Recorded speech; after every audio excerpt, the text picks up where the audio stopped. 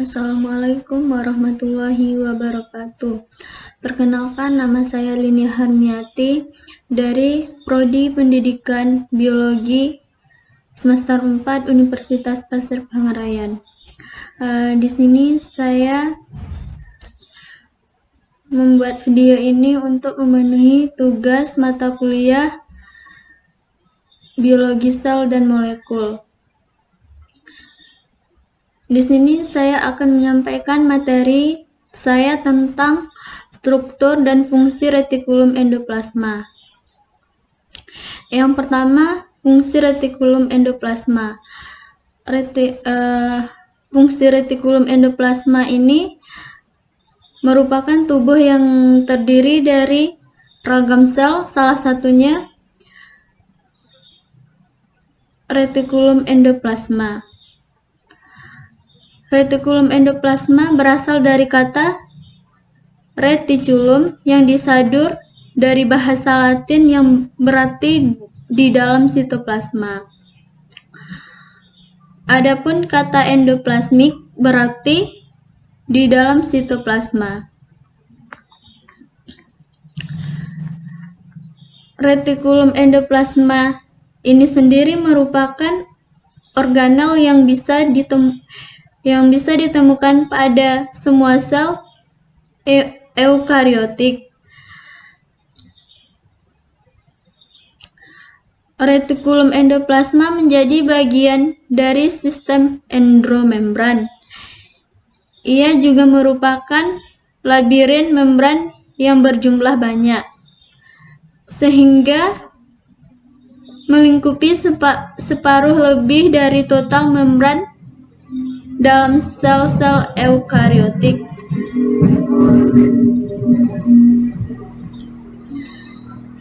Selanjutnya, fungsi retikulum endoplasma yakni untuk membentuk, memproses, dan menyebarkan protein ke bagian sel yang membutuhkannya.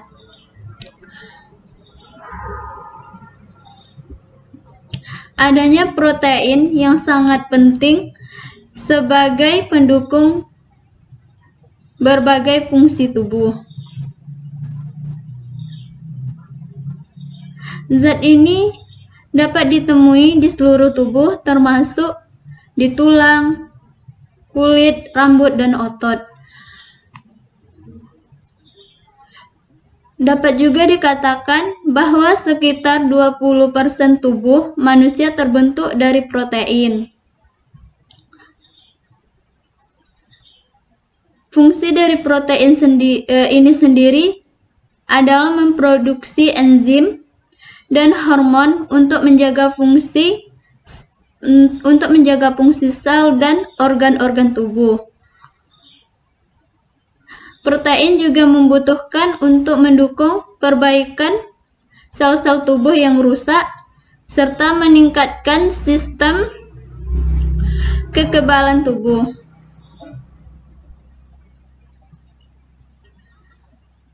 Sementara itu, proses pembentukan protein terdiri dari 2 tahap, yakni transkripsi dan translasi. Pada tahap ini terjadi penyalinan sebagian DNA untuk dibawa ke ribosom. Ribosom ini sendiri dipahami sebagai organel sel yang terbesar di retikulum endoplasma. Fungsinya untuk tempat produksi protein. Salinan DNA tersebut harus bergerak menuju ribosom, tetapi ia tidak dapat bergerak sendiri. Oleh sebab itu, dibutuhkan penghubung atau perantara yang biasanya disebut sebagai RNA polimerase.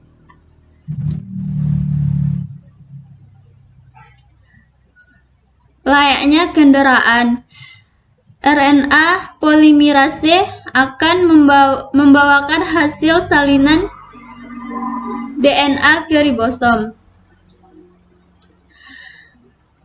Ketika salinan DNA diterima oleh ribosom, maka dimulailah tahap translasi. Di tahap ini, kode salinan DNA akan diterjemahkan menjadi asam amino. Gabungan antara asam amino ini akan menghasilkan rantai polipeptida pembentuk protein. Tidak hanya itu, fungsi retikulum endoplasma berfungsi sebagai tempat menyimpan kalsium dan membantu proses metabolisme lemak. Selanjutnya, struktur retikulum endoplasma, yaitu bentuk dari retikulum endoplasma yang kasar dipengaruhi oleh ribosom yang terikat dengan permukaannya. Adapun tempat pengikatan ribosom pada retikulum endoplasma kasar disebut sebagai translokson. Ribosom sendiri bukan organel yang terikat secara permanen dengan retikulum endoplasma. Sebab ribosom terus-menerus akan mengikat dan melepaskan dari membran. Sementara itu, retikulum endoplasma juga membentuk lembaran membran ganda besar yang disebut sebagai aparatus Golgi. Bersamaan dengan aparatus Golgi, retikulum endoplasma akan mengangkut protein melalui vasikel yang terikat di membran. Adapun jenis-jenis retikulum endoplasma yang berdasarkan tekstur dan fungsi kerjanya. Retikulum endoplasma dikelompokkan menjadi dua jenis, yakni retikulum endoplasma kasar dan retikulum endoplasma halus. Yang pertama, retikulum endoplasma kasar. Retikulum endoplasma kasar ini memiliki tekstur yang kasar atau tidak merata karena adanya ribosom yang menempel. Fungsi utama dari retikulum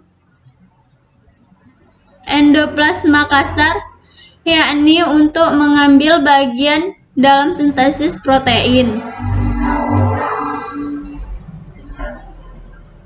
kemudian mengangkutnya ke bagian lain.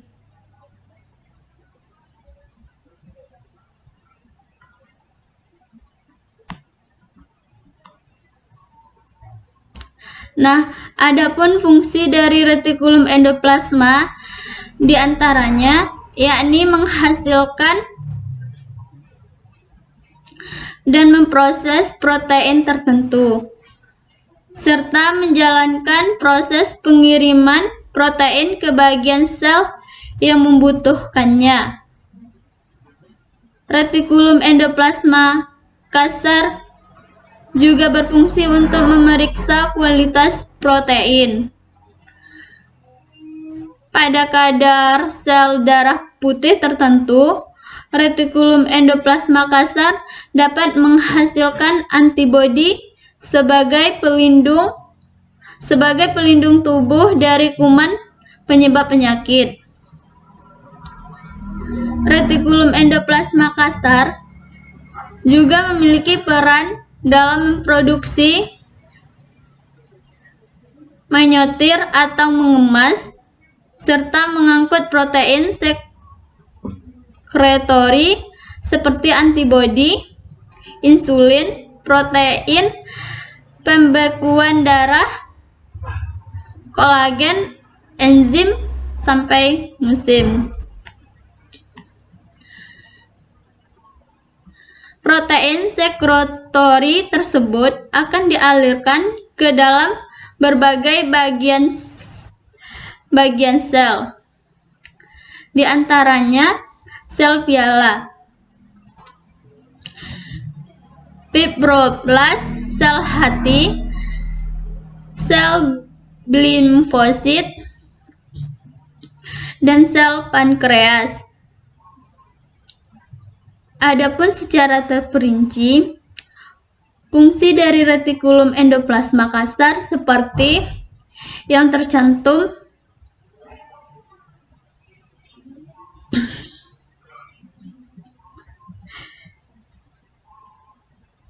Yang pertama, fungsi utama dari retikulum endoplasma kasar adalah memproduksi dan memproses protein tertentu pada ribosom yang akan diekspor. Ribosom sendiri melakukan perannya dan membuat protein yang akan dikirim ke retikulum endoplasma kasar untuk diproses lebih lanjut. Yang kedua, pelipatan protein yang dihasilkan oleh retikulum endoplasma kasar. Pelipatan tersebut berbentuk tiga dimensi dengan menambahkan karbohidrat.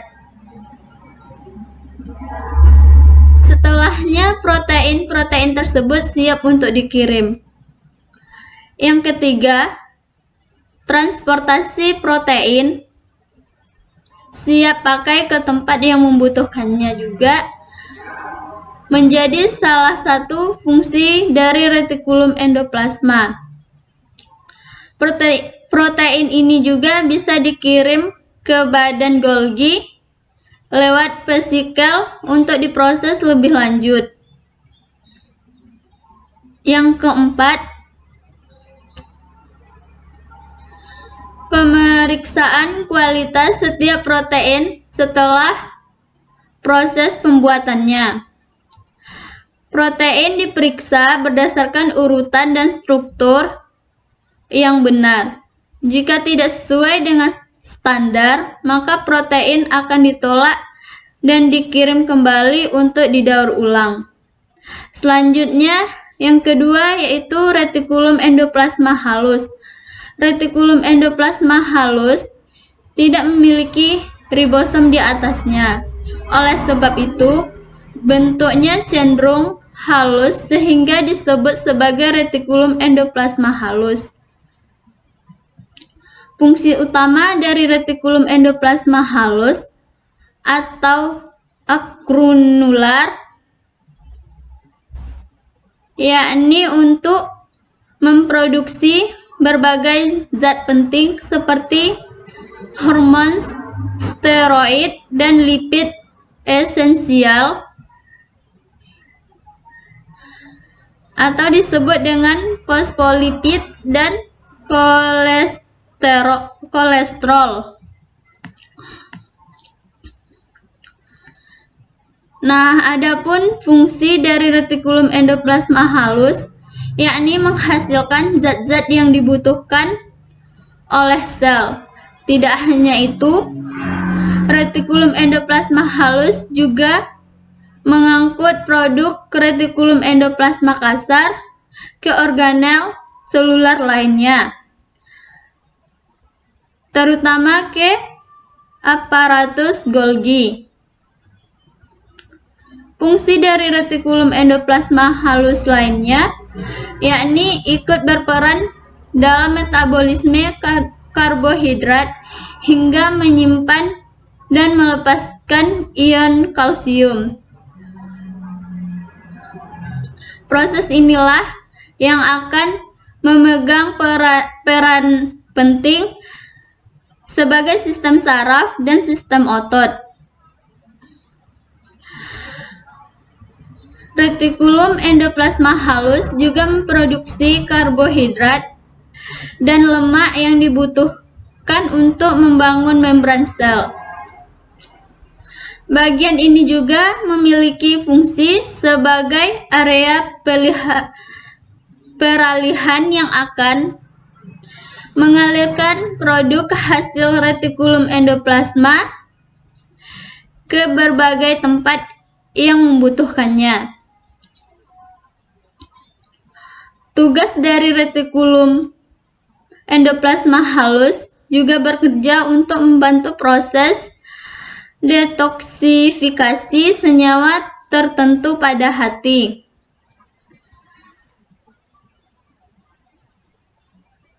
Kontraksi hati dan memproduksi hormon laki-laki dan perempuan.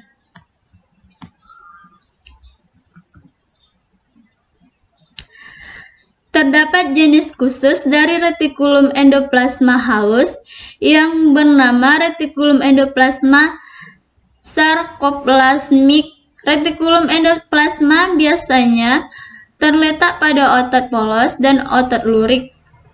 Adapun letak retikulum endoplasma halus terdiri dari tubulus, yakni di dekat pinggiran sel.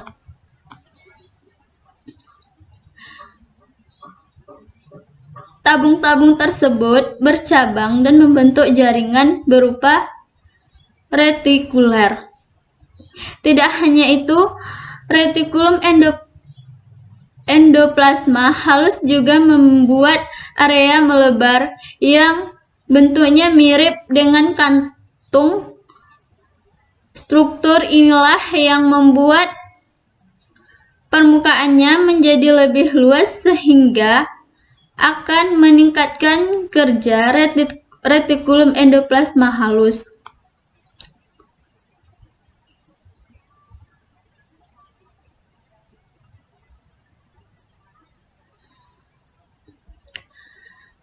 Adapun sejumlah fungsi retikulum endoplasma halus bagi kelangsungan hidup manusia.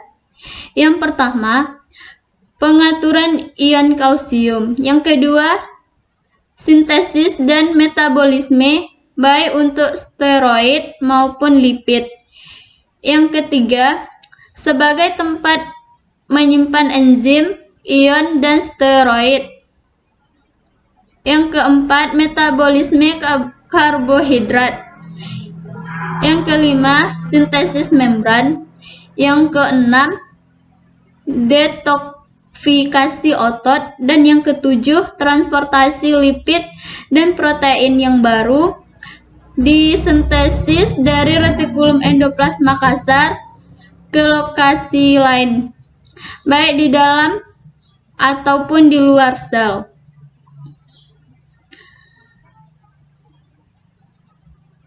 Adapun fungsi retikulum endoplasma halus yang bervariasi berdasarkan jenis selnya seperti yang terangkum di dalamnya. Yang pertama, pada jenis sel otot tertentu. Yang kedua, sel hati. Yang ketiga, pada jenis sel tumbuhan tertentu. Yang keempat, dalam organel retikulum endoplasma.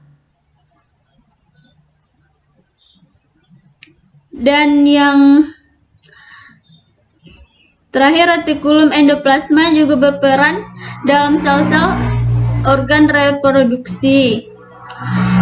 Selanjutnya yaitu perbedaan retikulum endoplasma kasar dan retikulum endoplasma halus. Fungsi dari retikulum endoplasma kasar dan retikulum endoplasma halus memiliki perbedaan dalam hal ada atau tidaknya ribosom. Melansir dari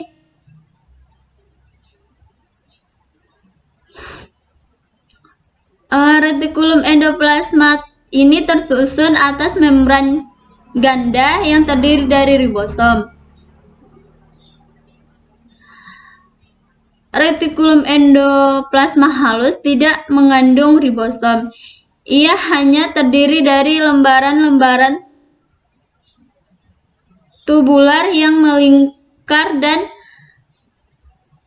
saling mengunci.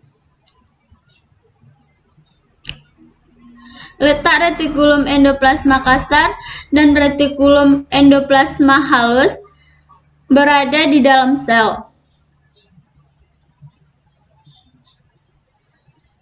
Retikulum endoplasma kasar terletak di dekat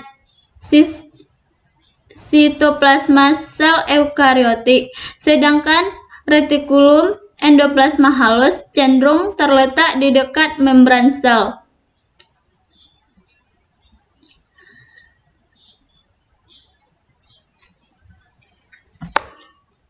Itulah yang dapat saya sampaikan. Kalau ada kata yang kurang, saya mohon maaf. Wassalamualaikum warahmatullahi wabarakatuh.